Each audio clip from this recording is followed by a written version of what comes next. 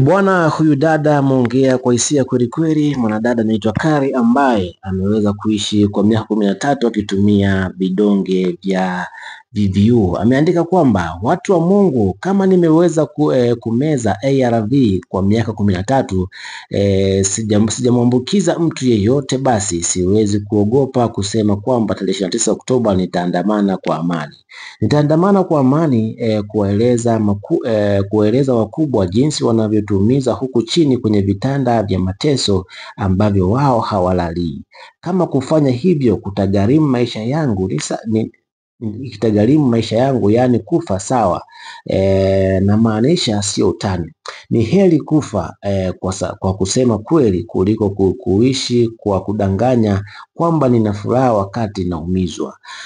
Mnaweza kuamua viongozi wetu, haya magonjwa yakaacha kututesa, sio VVU tu bali magonjwa yote sugu. Kuna watu hapa watasema huyu naye kashajikatia tamaa sababu ana VVU.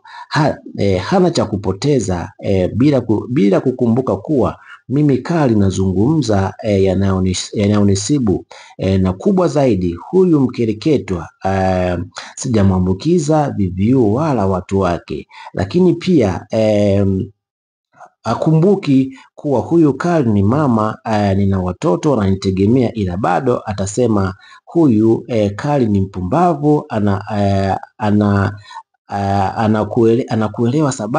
Anakuambia huyu Kari ni mpumbavu na kuelewa sababu hatuzungumzi lugha moja.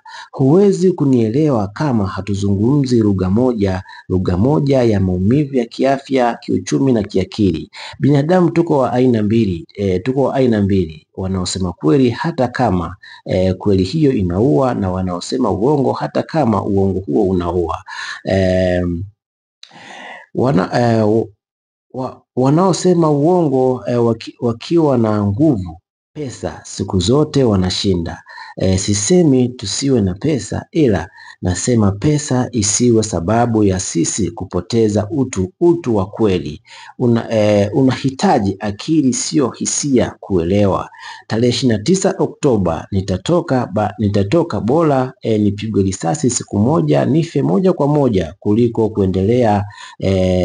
kuendelea kumeza ARV kila siku, huku wakubwa wa nchi wakiwa na uwezo wa kuondoa mateso haya, lakini wamekaa kimya. Bwana, huu ni ujumbe wa mwanadada Kari kwa serikali yake kuelekea Oktoba 29. Kwa uchungu kweli kweli, amezungumza kitu kizito kweli kweli hapa. Hii taarifa ameposti Mange Kimambi, akasindikiza na ujumbe wake na kuandika kwamba hii imeniliza, huu ujasiri ukiwa nao kila Mtanzania tarehe 29, basi nchi yetu lazima itazaliwa upya.